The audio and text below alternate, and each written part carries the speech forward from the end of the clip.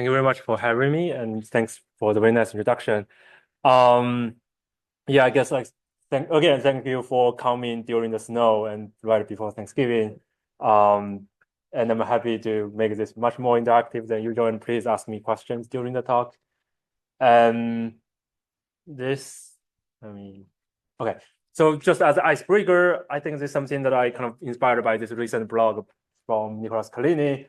I would love to collect some use cases that you use AI to do, or you want to use AI to do, just as a way to know you. Maybe let's see how this goes. Let's try to shoot for 5. Anything that you use it? Yeah. Formatting LaTeX tables. Does it do a good job in that? I didn't know that. I still ask my students to write code for that. Okay, cool. Anything else?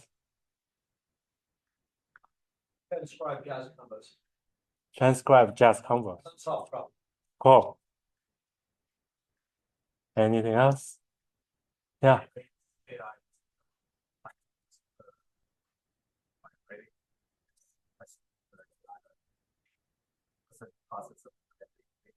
Yeah, that's great. We also did that for a recent paper. I will show, and you can guess which one actually. Anything else?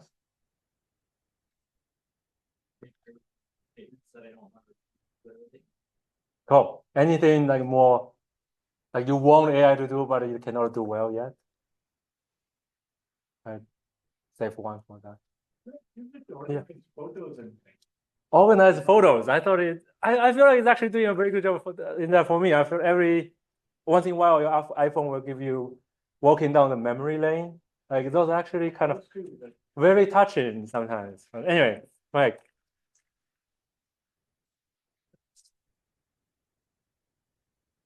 It's every time I do a Google search is the sort of Google Gemini summary of results, which is a little hero. So it'd be nice if I could just look at that and know that was correct. I see. Cool. Sounds great. Yeah. Yes. It is perform administrative tasks. Perform?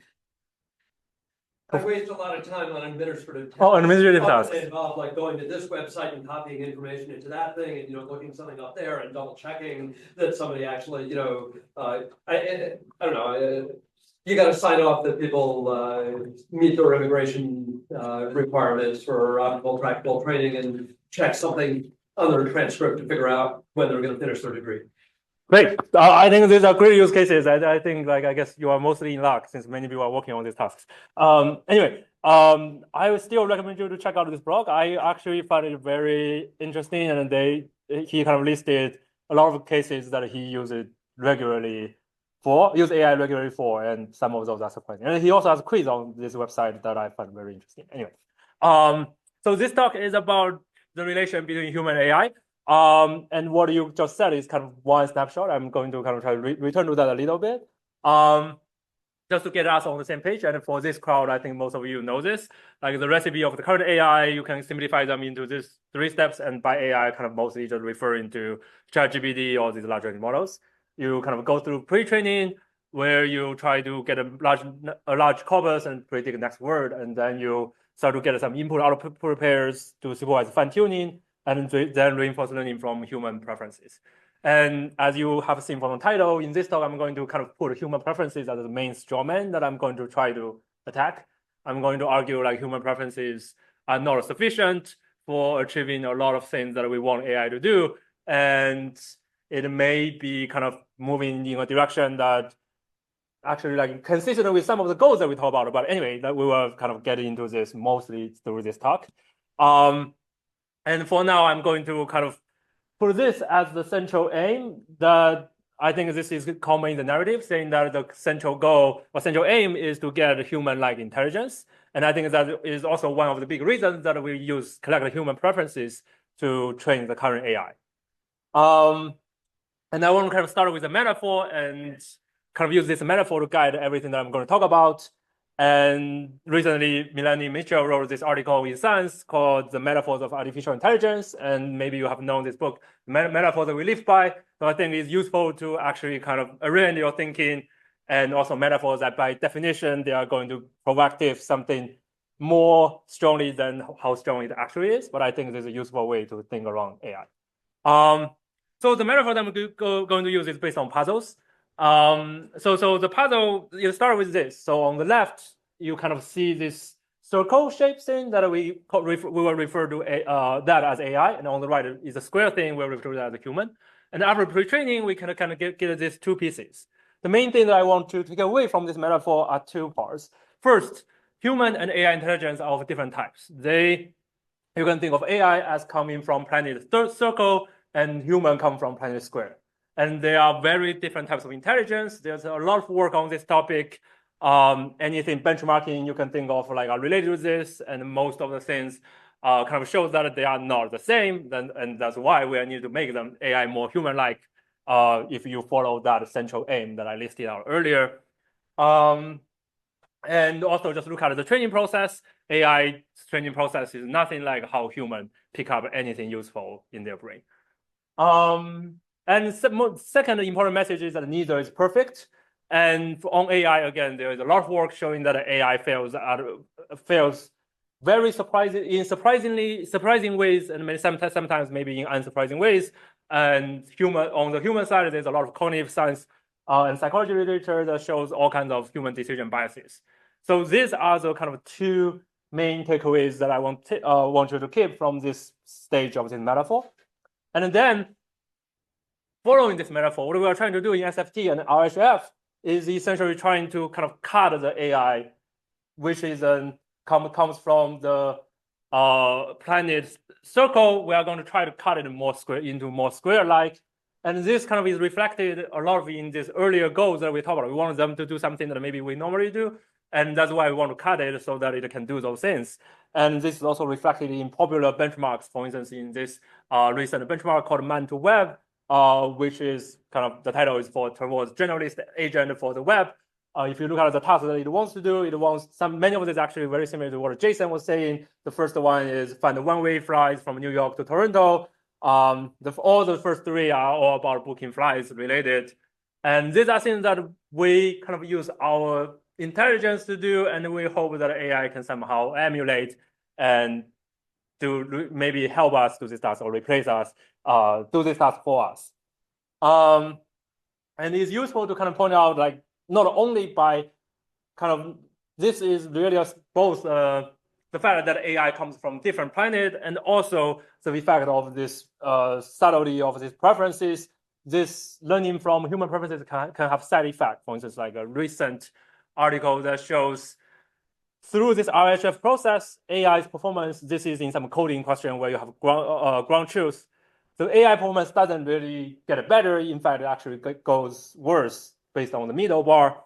But humans think the performance gets much better. And it also makes it much harder for humans to recognize whether AI is correct or not.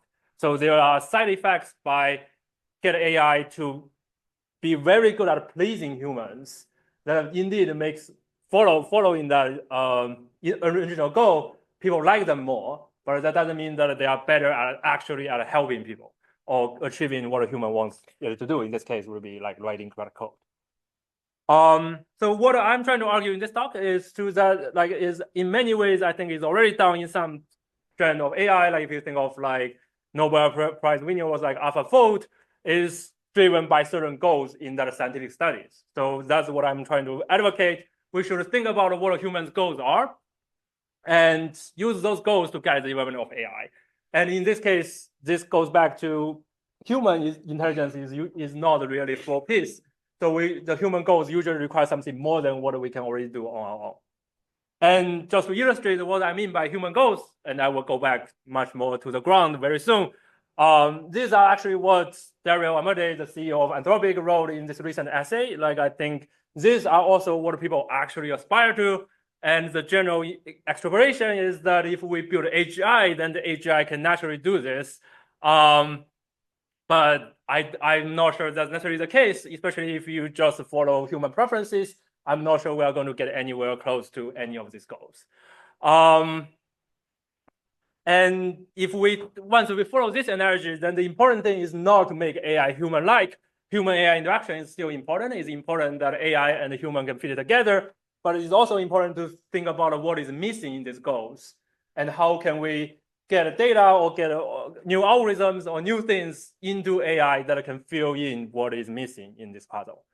And ideally, we build this complementary piece that fill in the square so that we achieve these human goals. And again, I just want to emphasize like some of these goals that are listed, like peace and governance, or poverty are not things that are easy for humans. That is like after so many years, millions of years of existence, humans haven't solved it. And if anything, maybe we are going to go back a little bit in some of those aspects. Anyway, I'm just trying to argue that these are harder questions. We need to rethink what AI needs to solve these problems. So the main implications from this puzzle are twofold, and I will try to kind of go into both of them in more details. First, human goal, we should use human goals instead of human intelligence to get the development AI. Like they are, rather than trying to achieve human-like intelligence, we should think about what human goals should be like, what are human goals, and what is missing to achieve those goals. And as a corollary, there are no universally desirable properties. Like some properties are important, are beneficial for some goals, but they can be perceived as hurtful or harmful for some other goals. And that kind of differences may be erased if we simply follow human preferences. And secondly, human preferences are not sufficient, and we need more information than human preferences. I'm going to give some examples in the rest of the talk. So as I said in the abstract, if you have read it, I'm going to use two examples to illustrate what we are doing here. The first one is in the direction of scientific discovery. We focus on hypothesis generation. I will spend our time trying to explain what we mean by hypothesis generation. And the first part will be more aspirational, and then we will kind of get to places that we actually did work in, and the kind of hypothesis that we just show you the kind of hypothesis that we generate. And this work is done by this awesome student. I kind of want to highlight Tejas and Chenfei are applying for grad school this cycle. If maybe you can keep an eye out for them. So first, I kind of want to argue that hypotheses are very important, and hopefully we do not need a lot of evidence for this. One example is general theory of relativity. This, once it's proposed, it has driven a lot of scientific progress, or at least a lot of thinking in science. And sometimes it take 100 years for it to actually take effect. In the case of the discovery of gravitational waves, that just shows how deep and how broad the impact is. And another example is scaling law. And this is something maybe all of us are familiar at this point. The belief that if you make the model bigger, the loss will just scale very nicely and going down has been driven recent move in large language models. And that's why we have this current ecosystem of so many different models and billions or tens of billions, maybe even hundreds of billions of investments in this in building these models. And just to be clear, like this is exactly what a hypothesis is. We don't even know whether scaling law is true. And recent news may say scaling law will actually stop, is going to fade out. And now the latest version will be test time scaling law. Again, that's entirely just a hypothesis. But many people or many researchers spend their entire energy trying to follow that hypothesis and see whether it's true or not, or maybe try to leverage or take advantage of being an early believer of that hypothesis. So despite the key role of hypothesis, most papers that we read are actually not about generating hypotheses. They are mostly about validating hypotheses. Like we have learned a lot of tools, that's most of my personal training. You learn how to do proofs, you learn how to run experiments, how to design rigorous empirical studies to validate a hypothesis. But I haven't never really been taught how to generate a hypothesis. And I think that's where AI can provide a lot of help in the future. And that's kind of the meta hypothesis in this part of the talk. I think that AI will drive future hypothesis generation. And personally, I really love to use it much more in my own work. And I'm not sure our tool is there yet, but I think our tool is designed to satisfy a reasonable, rich set of problems. So in order to do this, we need to go to ask the question, where do hypotheses come from? In fact, as I said, because the asymmetry in the current science, I guess, industry or in the current science. There's actually not a lot of work on this. This is, I think, the most classic work on this. Is a paper from a psychology professor in Yale. It's called Creative Hypothesis Generating in Psychology, Some Useful Heuristics. I think he listed 49 heuristics on how you generate a hypothesis. And although it has psychology in the title, those heuristics are actually very general. You can use it in any discipline, I think. I highly recommend either skimming this paper or just feed it into cloud and get a summary from it. But since it's already a list of 49 hypotheses, it cannot really be much shorter than the summary, the article itself. And actually, I won't. Anyway, I'll save the introduction to the next one. But just to show, this paper is the classic in this space, but it only really has fewer than 300 citations. I hope that I'm contributing to adding a few more citations to this paper. So just to paraphrase the paper or getting this more related to later parts, if you put into very broad categories, where do theories or hypotheses come from? First, literature is a big source of this. A lot of the heuristics are about how you kind of identify gaps in the existing literature, or how you come up with new theories or new possible hypotheses from what people have talked about in the literature. And the second point is based on data. You look at some data, and maybe this is very common in behavioral economics. You look at something and try to identify this anomaly, and then you start from there. You come up with new hypotheses.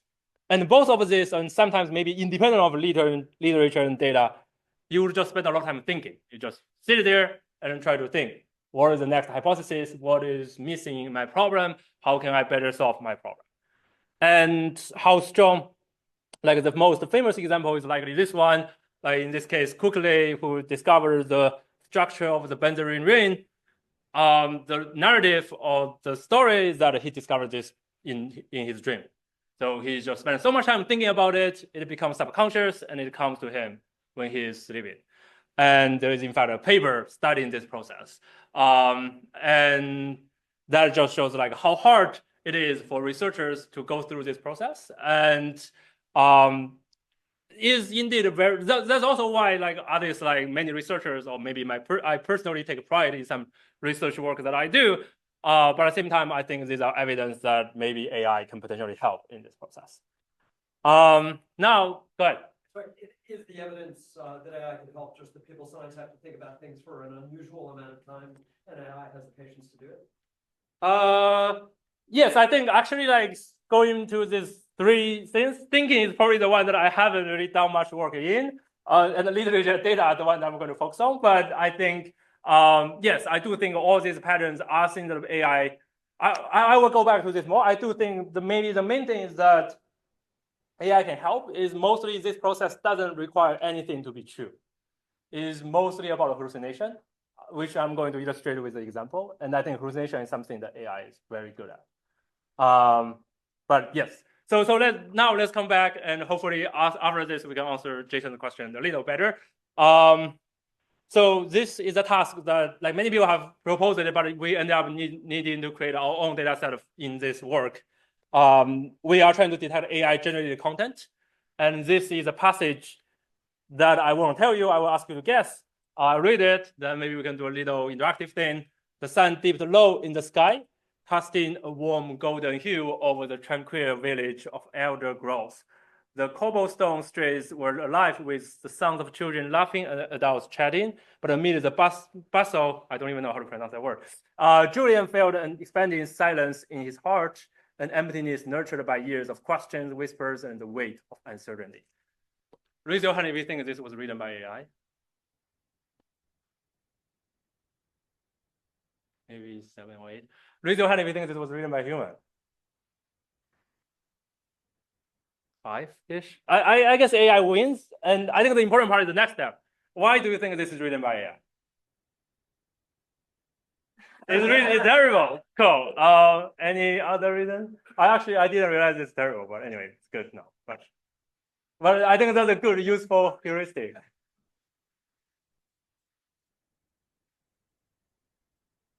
Yes. It's not clear where it's going. I mean, it's just, Oh, this is just the first paragraph of a long story, but Yeah. that's good. I really think it could be either. I mean, what I'm finding it as is derivative.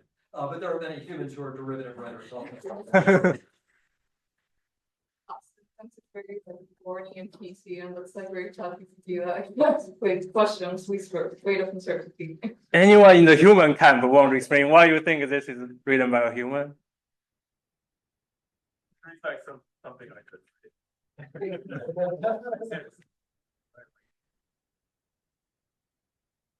Okay. Anyway, I think like this exercise is what I'm trying to do. Here are some hypotheses that I came up with. I guess like I've done some related research. Maybe this is, or not entirely came up with me, but I think these are some plausible hypotheses that I came up with. Like I think maybe AI generated content will use more first person pronouns. AI generated content has consistent sentence structures.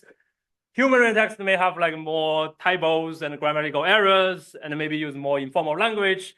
I'm not sure whether this applies in that particular case, but I think these are reasonable hypotheses. And going back to Jason's question, this is exactly why I think AI is great for this task. AI can do this very well. Like AI can look at the passage and start to come up with hypotheses why this is AI written, or like for AI to come up with hypothesis, I will also give it the actual answer. By the way, that one was written by AI.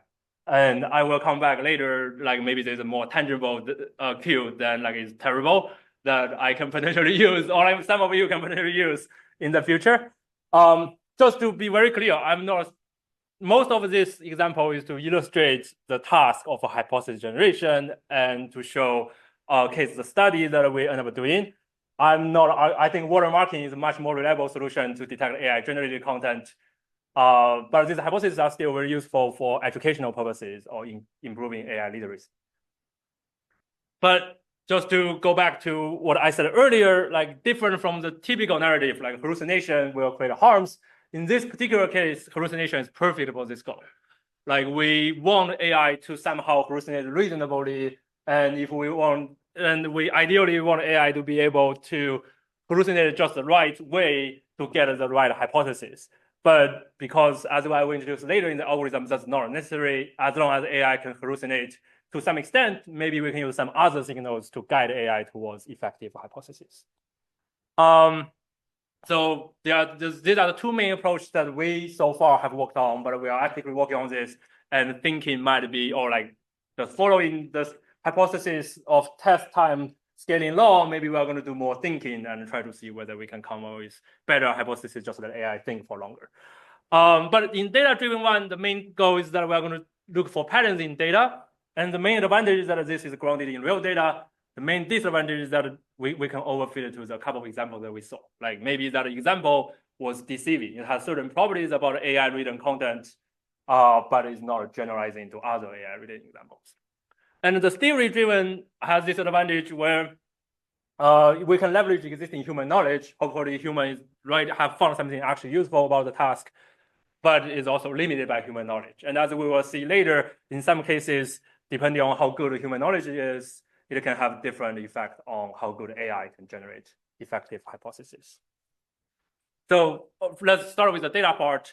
So on the data part, we propose this data-driven algorithm. I'm going to walk you through the high-level intuitions. In this example, if you squeeze your eyes, this is about a pairwise task given two twists, which one is more likely to be shared. But the task itself is not important for illustration for the task. For our algorithm, first we will initialize some hypotheses. We'll show AI some examples, just ask it to come up with a hypothesis. This is the first step of this. And then it has a very multi-armed banded flavor. Essentially, we are treating each hypothesis as an arm, and we are going to test examples against this arm. And like we are mostly following UCB. For given example, we are going to choose a couple of hypotheses to explore, and then we are going to see whether you can correctly predict the example given the hypothesis, and then given whether the prediction is correct, we are going to update the reward. Was that a question? Or... Okay, good. Yeah. yes, that the problem at hand is the kind of problem that we think that in the long run, language model is going to be able to generate at least invalid hypothesis we can have trials. Yes, right now, like I guess that's not necessarily the assumption, right? One based on the algorithm, what could happen is that just you never really get any hypothesis that can get a high accuracy. And that can be a reasonable outcome. That just means that you haven't been able to generate a good hypothesis. This entire process, similar to human hypothesis generation process, is entirely exploratory. Like we hope that it can generate a good hypothesis, and there's no guarantee. But we are hoping with this algorithm, we are more likely than without using this algorithm. Yeah. One more question. So in this top case selection, you have based on these scores. Each UCB score indicates the goodness of each hypothesis that you're selecting. Yeah. But when you're selecting top K, you're never looking at potential complementarities or differences, diversity among these. Right now, yes. In terms of selecting top K, I will explain a little more in the next step. But I think that's a very good question. That's something that we don't account for very well yet. And I think if you can assume the combinatorial effect between hypotheses, then it will explode very quickly. But in practice, when in inference, once we identify a good hypothesis, we actually give it all the good hypotheses we identify. And I think that's a very good question. That's a very nice observation. I don't think we fully solved that. And like actually, just to be clear, we didn't really fully solve any problem. I think most of this is to encourage you to think about this interesting problem. I think it's very open and rich. In the next step, the other part is that we will also maintain a wrong example bank. This is the difference from typical UCB, and this is also where I think usually when I present this, I think theory researchers are very excited about this part. I haven't really been able to come up with something good about this part. We are going to come up with generate hypothesis based on the wrong examples. We will do some minimal thing to encourage it to be diverse and maybe do some small check there. That's as much as we do about like the combinatorial effect. But what this leads to is different from typical UCB setting or like typical multi-armed bandit setting. We will have new arms coming out. Like it's not even just like you have infinite arms, you will have like infinite new arms. Every time we could come up with new arms that has never been seen before. I think it leads to kind of very interesting theoretical problems as well, which we haven't really made any progress. But the key insight in this process is like, in a way, like if you have recognized now, we are essentially solving a supervised classification problem. We are just using hypothesis as the solution. And because we care about a hypothesis, like we not only care about getting a good classifier, we want it to be in the form of interpretable natural language hypotheses. They can in turn be tested by additional experiments. If they are sufficiently interesting, maybe they can start a whole new theory, and many researchers can do independent experiments to validate those hypotheses. But what happens in this process is that we are using data labels to guide hallucinations. And the goal in this case is to discover new effective hypotheses. And what is necessary is this data labels, or ideally we also have additional experiments in the future. And those things are not possible, are never going to be captured by human preferences. And in fact, if you look at the AI generated content, AI GC task that we did, humans are terrible at this task. And it doesn't make sense to get human preferences in the first place to use that to guide hypothesis generation. The second part of this is the recent piece where we also add a literature component to this process, where it's very similar to retrieval or augmented generation. We are going to search for relevant literature. We are summarizing key findings in this literature and then use this key findings to generate a hypothesis. This part is much more standard, so I'm not going to spend too much time on this. But one thing that we did was combining hypogenic and the literature, and we call this hyper-refine. And this is probably the most agentic part of this talk, where you can think of that we have two agents. One is equipped with literature information. One has seen these examples. Then we are going to have them have multiple rounds of refining hypotheses. And in this part is literally just these two talk to each other, and we don't go back to test this new hypothesis. But hopefully, by seeing the literature, you are able to better refine the hypothesis generated from the examples. And I will show you some example later of this hypothesis. And we also have two other approaches. Like one thing that we did find is that sometimes hyper-refine doesn't work very well. So we also take we'll directly use the union of hypogenic and the literature. So now we move to evaluation. This is where I'm going to deviate from standard story. Like as I said, this in a way you can think of it as supervised classification. But what we care about is not supervised classification. What we care about is the quality of hypothesis. So we are mostly going to show you evaluation of hypothesis, and with some accuracy numbers. At least I'm going to front this with some quality evaluation. And this is a very hard problem. So I'm going to start with some qualitative examination and then some human evaluation. And then finally, like the automatic one that we're going to do is cross-generalization. The idea is that if we generate a good hypothesis, this hypothesis should not only work for one AI model, it should work for any AI model. If you show this to another AI model, it can also use it to make good predictions on these problems you are looking at. So here are some hypotheses generated for the AI GC task. Like these are real AI generated hypotheses. Just gonna click on this so that it's not blocking the screen. Okay, thanks. I think the top one is actually like what I did this. I gave a very similar talk 2 days ago. So, one of the audience member pointed out the first one, which was very impressive. The first one is that AI tends to use more elaborate distributive language. It uses many more adjectives and adverbs than what a typical person does. And in this case, the AI actually has this theory saying that AI is trying to doing this to create a sense of atmosphere and immersion. And the human reader text, on the other hand, tend to be more concise and straightforward in their language use. Since it's just 3, I'm going to read all the 3 with you. We generated about 20, just like in our algorithm, we set n to be 20. So these 3 are what we end up showing our user participants. There was some curation, and we also there was some automatic test. Basically, if we use only single hypothesis, these 3 are the best ones. The second one says human texts are likely to contain errors or idiosyncrasies in grammar and punctuation. And this is similar to one that I came up with earlier, but you can notice that punctuation is this new addition that I didn't come up with. Or like I would just say grammatical errors. And the final one is conversational tone and colloquial language.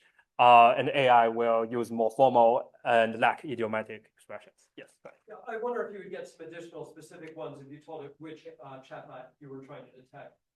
So there are some particular stylistic things that are giveaways for ChatGPT, like the list of the numbered list of points, each one of which starts with a markdown boldface theme. Yeah, I will go. Okay, yes, I'm sorry. I guess like some of these are abstract. I will explain a little more how this data are generated, and then we'll answer some of these questions. And I don't have it. Maybe you give it some labeled examples for it to generate hypotheses. Yeah, so the generated hypotheses are based on, like, if you go back to the algorithm, generated hypotheses are based on examples. So this particular one are generated. Okay, I just can explain that. So the way that we generate this data is that we actually haven't found a very good one. Like most of the current ones are just too telling, as you said. Like there are some data sets out there, they are too easy, and it was not hard for humans at all.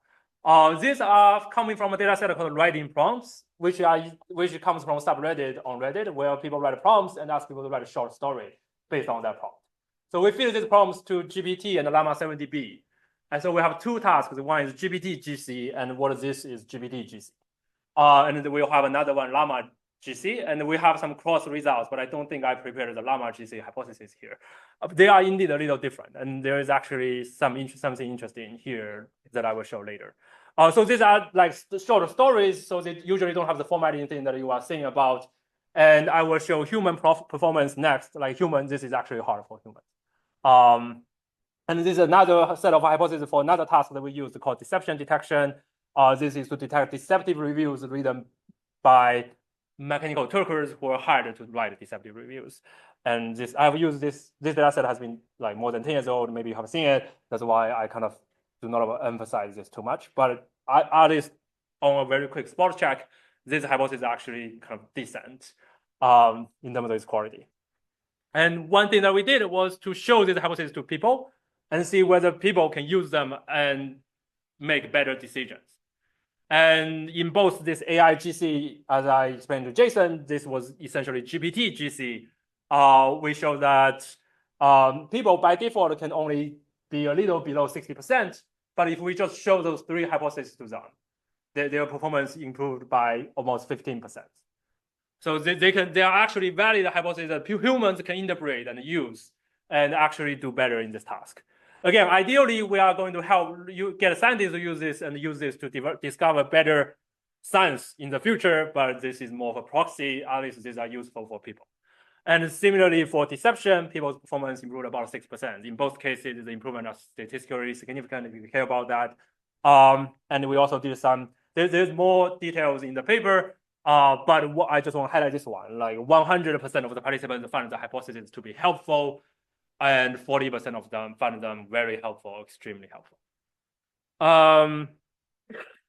And just to kind of like, you can see this is very different from a typical talk that show you numbers. I want to get to more hypotheses and see how they showed up. So we also did another experiment to just show the literature and data-driven hypotheses are indeed different. And we asked people to judge whether they are different, and most people would read them as distinct.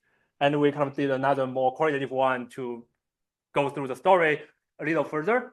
So there is one case one is that they are just naturally different. Like they focus on very different parts because literature are generally based on existing literature. And this, in fact, was the finding that was in the initial disability review paper almost like a decade ago. And the hypogenic hypothesis is just something that like maybe like in this case is a little more specific. Like humans would just not come up with this particular specific hypothesis. But it's actually a very good one. Like when people write hypotheses, they usually do not write hotel brand, write reviews, write disability reviews. They don't write real reviews. They don't write hotel brand because that is entailed by the context. I'm writing review for under this hotel. There's no need for me to mention this Hyatt, blah, blah, blah. But when a person tries to write a fake review, they are more likely to write this name down. And another case is that they can generate somewhat similar hypotheses, but our hyper-refined algorithm will kind of enrich this hypothesis much more and sometimes give some specific quotes as examples. And this sometimes just makes this hypothesis more effective for both model or human to use. All right, now we're going to move more to the more accuracy numbers. We tried this on 5 different data sets. Deception detection, GBD-GC, and Llama-GC, which I already explained. And then we also tried a new data set called persuasive pairs. You give a pair of arguments, deciding which one is more persuasive. And then there's a mental stress detection task.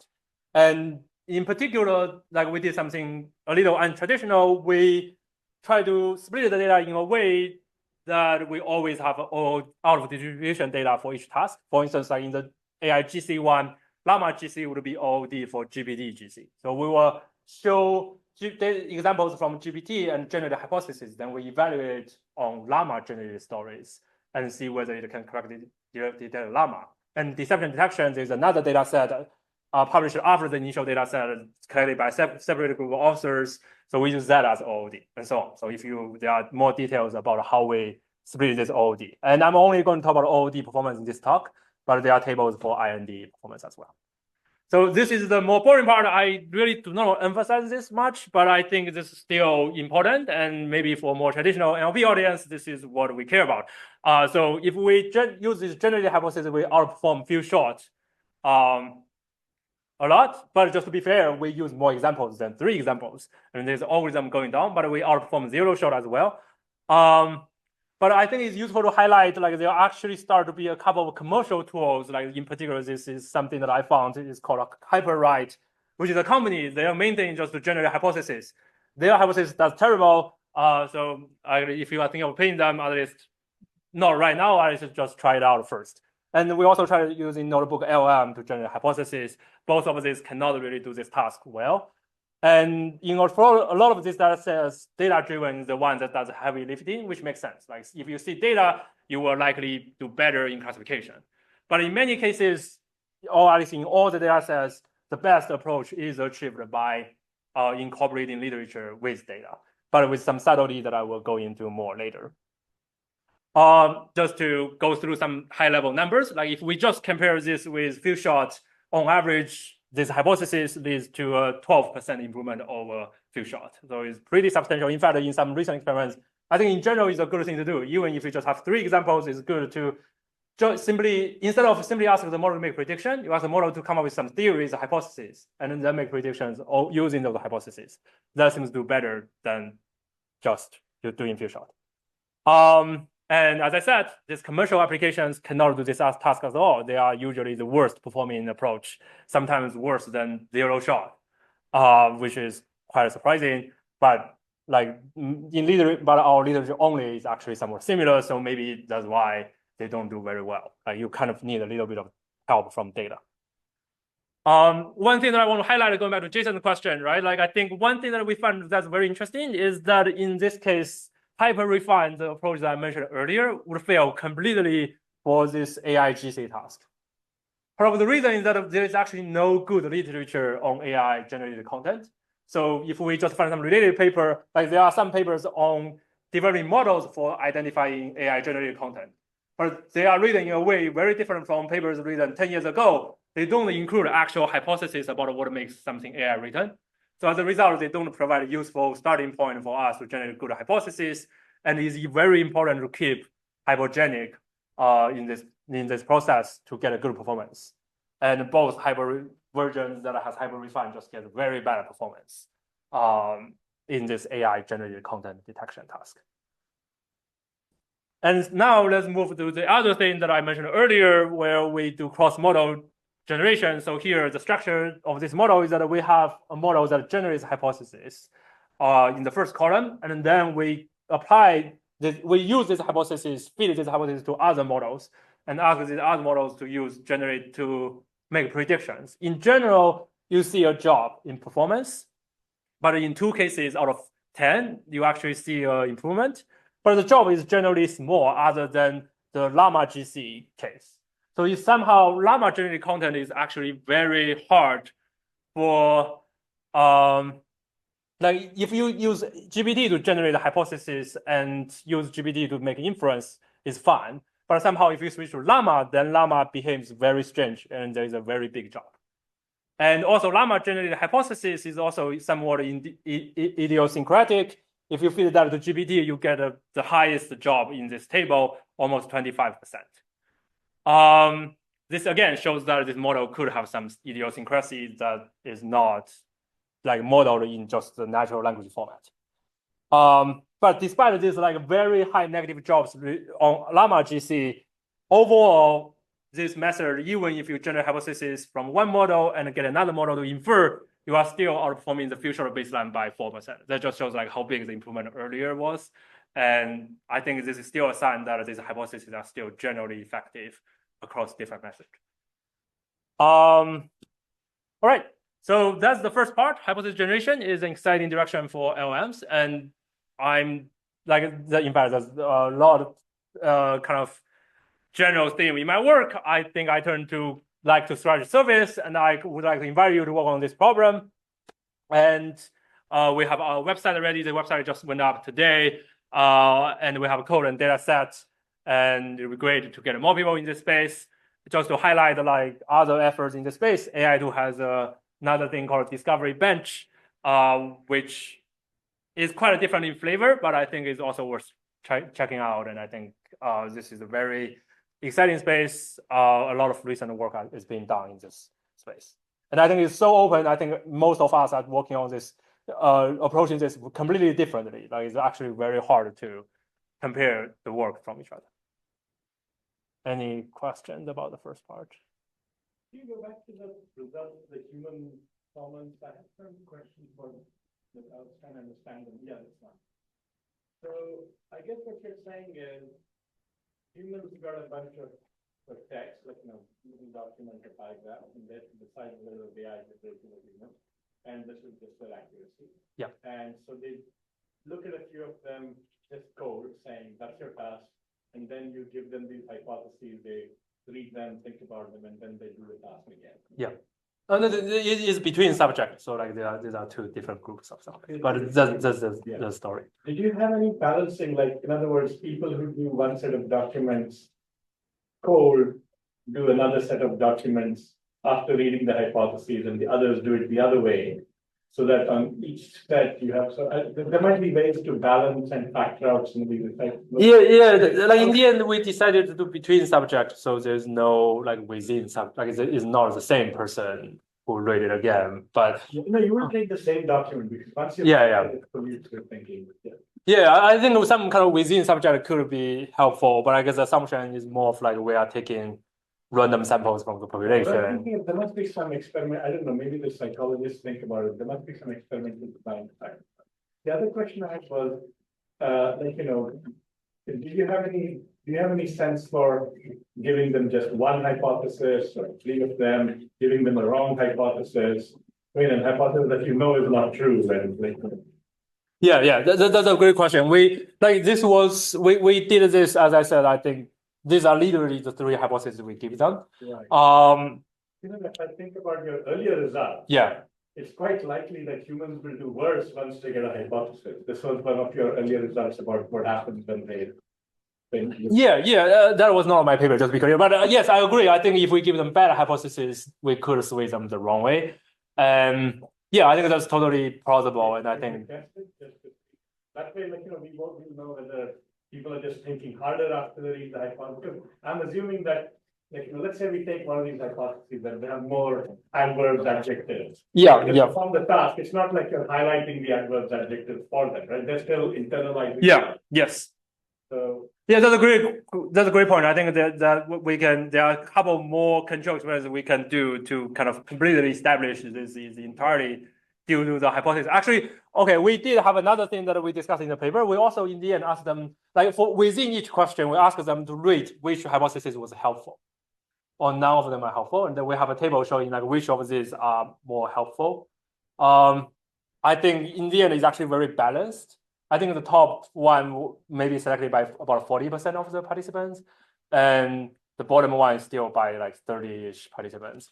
But I think that's a good question as well. There's a lot more you could do and perhaps you should do before you draw conclusions from it, because one of the things I'm thinking is for each person, especially if you do this thing with the same person doing two different things. If you can track, and they say, I was most informed by the first one where they use all the descriptive words and adverbs. And then you look at what they actually did, and they're not using it. So then there's this false thing about, it was very helpful to me, whereas in reality they're not executing on it. I've seen anecdotal evidence in a different case where people were using machine translation systems, and the one they thought that was most helpful was actually the worst. That's super interesting. I think, I agree. Totally, there are more validations one can do. I think that may be actually one experiment we can easily follow up. We can look at the cases where they choose that, where like what the number of adjectives. I think in general, great. I love this suggestion, and I will see. But go ahead.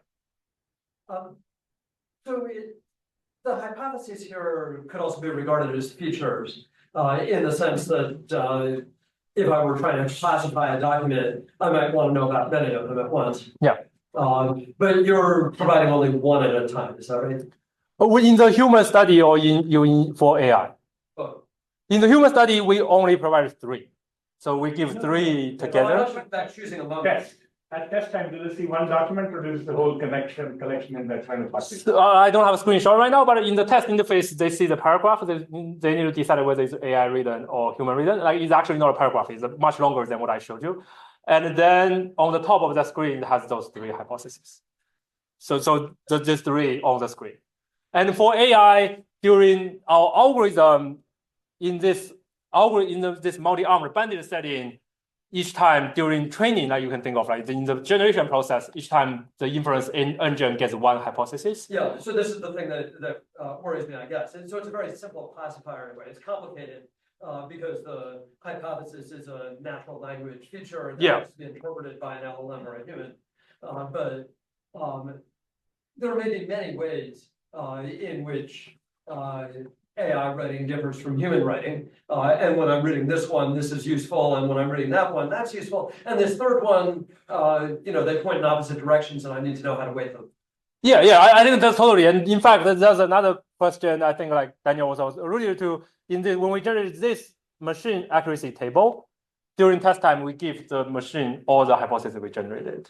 So I think it's actually kind of an interesting space that is a little different from the typical setting, right? Like since our main goal is to evaluate the hypothesis, there are some decisions that we made that haven't really kind of cleared up which ones are the best hypotheses.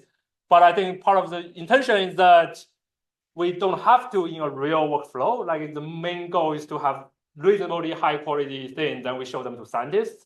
Scientists will kind of decide the main ones that actually want to push forward as new theory. But I do think there are like many, like this space is quite wide open. Like there are many different ways that you can use this hypothesis and decide what is useful for human and what is useful for AI, which could be different. Maybe that's what you were alluding to as well. We kind of choose these three because we think they are useful for AI, but they might not be the best hypothesis in our pool. And for humans, there are another three that are best. And we haven't top three, or they may not be the top three individually. I mean, my question was really about the interaction among the people. Yeah. I think that like we don't like as you said, right? There will be a lot of interaction effects that we like. It just gets very big very quickly. We couldn't test them, so most of the choices are based on individual tests that we made, include both in the algorithm and in the process of filtering hypotheses for humans. Yes, cool, great. How long can I go? Should I stop?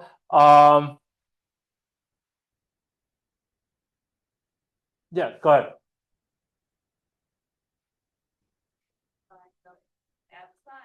All cases you want to can go through by do experiments and add kind of more data and then train the model and do it again. So I was wondering, is there anything related in this domain that we can close the loop, like get some validation and then train the model? Yeah, that's kind of the next step. Ideally, we like especially. I think in fact, okay. So I think there are two parts of answer. One is that I think that's already happening in some of the sciences, right? People already do adaptive experimentation.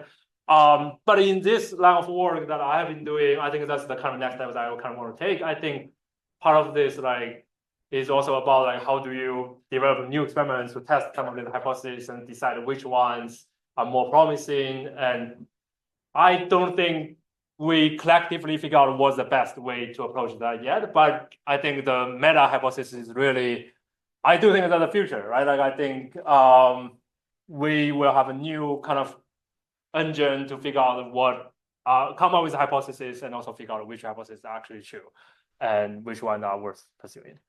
I think on my schedule I can go 1:15. I'll try to kind of go through this part quickly. This is another set of example, and then hopefully I will still have like 5 minutes for questions. So this is another setting. This part doesn't have LLM, but I think is another kind of good illustration of like what we need beyond preferences. So this is thinking of the case of like human AI decision making. The setup, like I will just use this as a running example. Imagine you are doing pneumonia diagnosis, given a chest X-ray. So you are seeing a chest X-ray, deciding whether the person has pneumonia or not. And typically, a doctor does this. But nowadays, we can easily build an AI to do this, and then we can hopefully AI can help the doctor to do this. The question we're thinking about is like the goal that we're trying to achieve is that we want to get the human to get as high accuracy as possible. It's important to have the human in the picture, otherwise you will just train the model and end of story. So if we want to get a human to achieve high accuracy, then the question is like what kind of AI assistance can be helpful? And in particular, we are going to narrow this down to explanations, like what kind of explanations are helpful. So if we, like the typical thing we can do is to just tell you AI thinks this person has pneumonia, but that is very limiting. There's not much you can do. You don't know why AI makes a decision. You don't know whether you trust the AI or not. And explanations are typically considered as a good way for AI to give additional information in the process. And first, like I think if you this is more theoretical work, but to simplify this, I'm just going to give an example. So imagine you have two cases where the user, the human in this case, has no what we call task-specific intuition. And I will use a concrete example, but in this case, we will just assume it's an alien. So it's super naive. I show you these two red boxes. They're supposed to show you these are boxes that AI uses to make prediction. And this alien knows nothing about human anatomy. So seeing this picture and these two red boxes is like seeing nothing. These two red boxes doesn't really give you any additional information. This user cannot make sense of the explanation. As a result, the user cannot really do much with explanations. Their understanding of what the task is about is bounded by what the model is doing. Like the best thing that the user can do is to follow the model's prediction almost by definition, because the user knows nothing. In contrast, if we have a human, then what can happen is that even if you are just like as bad as me as a doctor, you can recognize, where human lungs are. That's a very basic common sense. And you can see that these two red boxes are not are the lungs. So they are not valid parts for AI to ground their decision on. So as a result, human would suspect that AI is likely wrong in this case, and then overrule AI's prediction. So this is an important way, like we use the word mechanism, it's kind of big, but I think there are a couple of important subtle things that happen in this process. Like in this case, human has task-specific intuition, which is where the lungs are. But that was not useful if I only see AI's prediction. If I only see AI says this person has pneumonia, my knowledge about where lungs are is not useful. But if I see the explanation, then my knowledge suddenly becomes useful. So in this case, the explanation activated some implicit or task-specific intuitions that humans has that were not available or not useful when only seeing AI's prediction. So that is kind of an important way. Like the original paper has more causal diagrams and try to say this more theoretically. But the main thing is that AI explanations need to activate some human task-specific intuitions that were not there without AI explanation. That's how AI explanation can help people make better decisions. And hopefully, human plus AI can be better than AI. And so the main takeaway from this example is task-specific human intuitions are necessary for explanations to provide value in AI-assisted decision-making. And this similar claim is made by many other papers. In fact, Dan Weld has this paper, and his student Raymond Falk has this stronger claim, which I think our framework kind of says there are more possibilities than that. But I do think in practice, this might be the most promising path. That AI explanations provide some verifiability. It allows you to verify whether AI prediction is correct. Like for instance, one example they use is maze. In that case, AI explanation is trivial. It just shows you the path. You will just check whether the path actually leads you out of the maze, then you know whether AI is correct or not. But in many decisions like just X-ray diagnosis, it's not like that. And one needs to think about task-specific intuition much harder. But this would be kind of the starting point for the second part of this mini part. So in here, what I have is to summarize the first kind of quick example. In order to generate explanations that are useful for human, we need to have two steps. First, we actually need to know the mechanism of how humans may interact with explanations. And this would require some kind of simplified model of task-specific intuitions. That's something that we need to clarify, like what is the causal mechanism that why you think AI explanation can be helpful in this case. And then we generate explanations that tailor to this mechanism. Otherwise, explanations, like in fact, the backstory of this is also, I have done many experiments, including many others as well. We all found AI explanations are not useful. They do not actually help people make better decisions. And this was kind of my soul searching work to figure out why that's the case.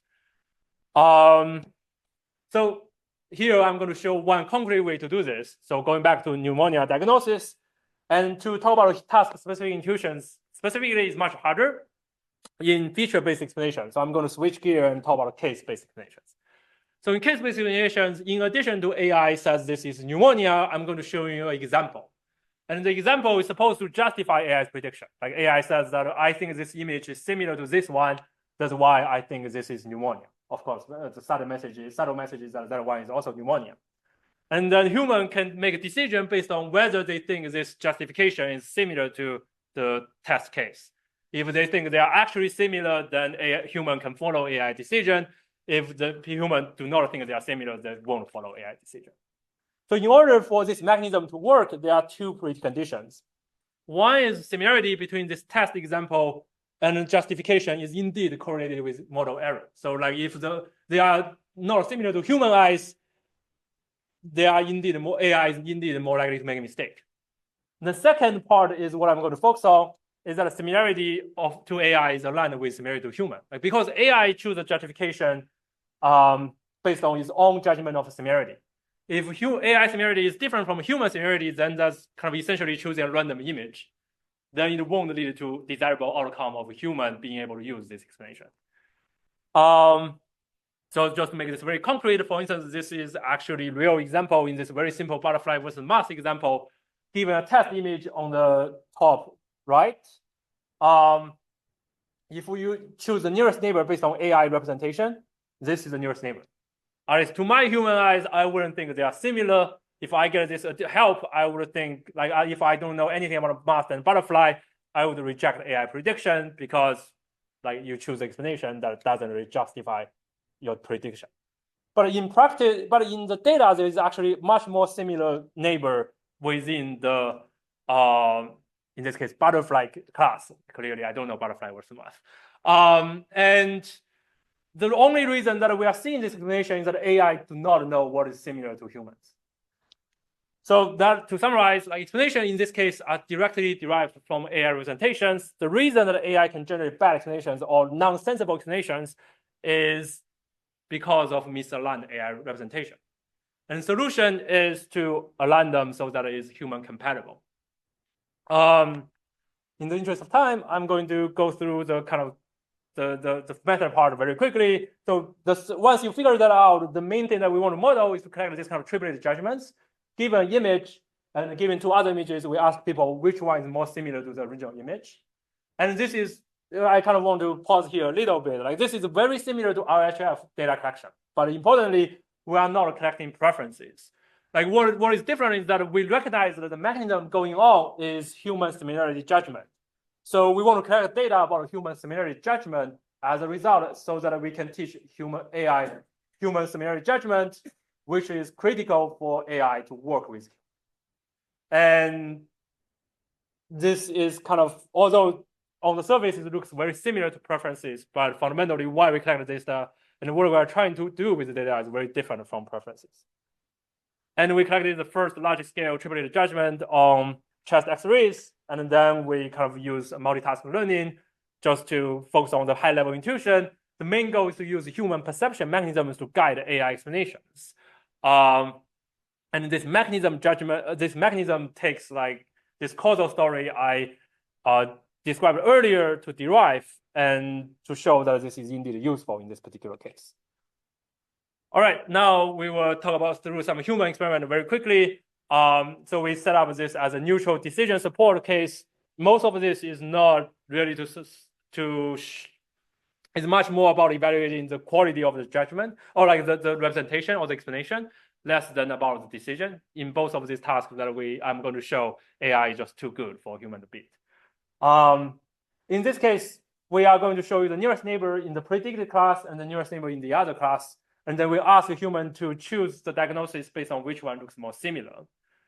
And we are going to show what changes the underlying way that we generate these two explanations. We can choose a random image from each class, or we can choose them based on AI that's not aligned with human, if you will, to use the alignment word, or we can use AI with human compatible representations. Again, the alignment is about human similarity judgment, not about preferences or value. And in this case, in both pneumonia classification and the butterfly versus mouse, we see that our human, the y-axis here is accuracy, x-axis is random, AI, or human compatible representations. Human compatible representations do much better than the other ones. And in fact, AI can sometimes do worse than random, which is very puzzling. So we did this additional thing that we call it persuasive decision support. So instead of showing the nearest neighbor in this other class, we show you the farthest neighbor in the other class. So if AI is aligned with human similarity judgment, then humans should be able to get close to 100% performance. We are really just nudging you to choose AI prediction, which is very good to begin with. And the problem that we ask human to do is the same. And indeed, we see that with our learned representations, human can do 90% in pneumonia. Like, these are just crowd workers. They can already do pneumonia classification with AI's help. And in butterfly with a mouse, they almost get 100%. And in this case, AI, it does much better. So the AI still learns something about the presentation. That's why AI can do very well in classification. But it just didn't learn a metric, or it doesn't learn a kernel that's the same as a human's kernel. And in pneumonia, AI is better than random. In butterfly, AI is about the same, like just a little bit better than random in this manipulation. So this shows that if we use this mechanism or this human perception mechanism data, we can get AI to generate explanations that's much better aligned with human simulation judgment, and as a result, much more useful for human instead of just showing a random image. All right, so as a quick summary, the main story of this is that we want to build this additional piece to help humans complete this puzzle and achieve some human goals. In the first one, we use labels and literature to guide hallucinations towards effective hypotheses. And the second one, we use the human perception mechanism to generate human-centered explanations for AI-assisted decision-making. I think in both of these, the reason I will just explain the motivation. The reason I kind of added the third part is that in both of these cases, by definition, I think this is still true. In order for AI to work well with humans, we need to compromise faithfulness to a certain extent. Like in general, I argue that faithfulness shouldn't be the top priority. Human goals should be the top priority. But in some cases, faithfulness can be very important. That's why I kind of want to show this example where if your goal is to identify racial bias within models, then it's very important to actually dive into neurons and figure out which neuron is driving the prediction. And I'm going to skip all these details to figure out like the exact neuron related to racial bias and show that indeed this neuron is driving the model's prediction about whether a person should be hired or admitted into university. With that, I'll just conclude. I think there are a lot of exciting questions. If you follow this complementary AI narrative or goal, I think we need to do better understand the human goals and the human capabilities. And we also need to better understand the human AI interaction. That's how we can fit them together. And of course, we also need to reshape AI with new objectives, data sets, and algorithms. I'll end here, and I think I can still take some questions, and you can always email me additional questions if you have any. Thanks.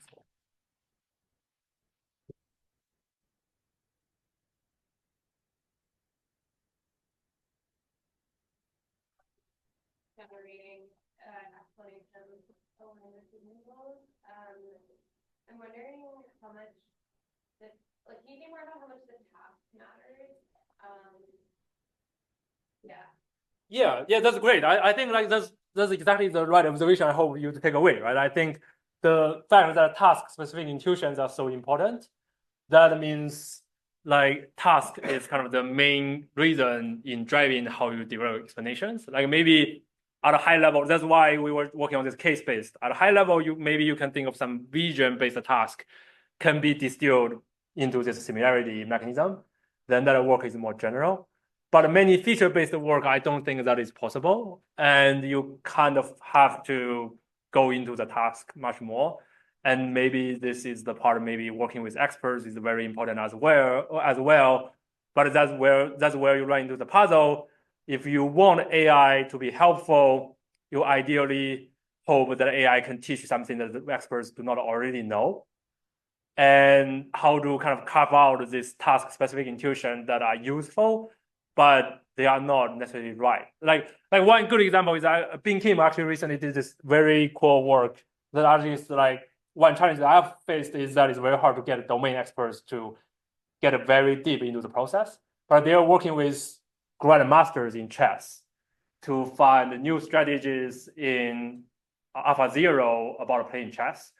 And there they were able to actually improve grandmasters' way of playing chess or teach grandmasters some new things. And if anything to pick on, they do not actually generate explanations. Since grandmasters are so good, what you need to do is just show them the board. And then they will back out the explanation themselves. Like they just show them some board and tell them AlphaZero choose to do this. And then the grandmasters will spend hours and figuring out like why AI does this. And indeed, they learn new things. Like they learn some moves that they won't usually make. And they also did a lot of work to fill out those boards, just to be clear. Like there's still a lot of work in identifying those boards, but they don't need to articulate the explanations. But that's very interesting. Like I think in general, that's, in my opinion, like the most important piece. But that's also very hard to do. I personally think because there hasn't been enough work done in the direction.